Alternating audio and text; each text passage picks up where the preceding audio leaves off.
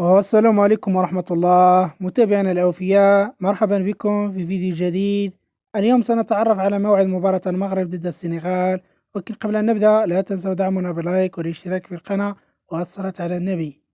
إليكم موعد وتوقيت مباراة المغرب ضد السنغال في نصف النهائي كأس إفريقيا للناشئين تحت 17 سنة 2026، والقنوات الناقلة لهذه المباراة. وستلعب المباراة يوم الخميس 28 ماي 2026، وستنطلق صافرة بداية المباراة في تمام الساعة 8 مساء بتوقيت المغرب والجزائر وتونس، وعلى الساعة 9 مساء بتوقيت مصر، وعلى الساعة 10 مساء بتوقيت السعودية وقطر، وعلى الساعة 11 مساء بتوقيت الإمارات. فمن تتوقعون سيفوز؟ والقنوات الناقلة لمباراة المنتخب المغربي ضد المنتخب السنغال قناة بين سبورت وقناة الرياضية المغربية تي ان تي. شاركونا توقعكم للمباراة، والسلام عليكم ورحمة الله وبركاته.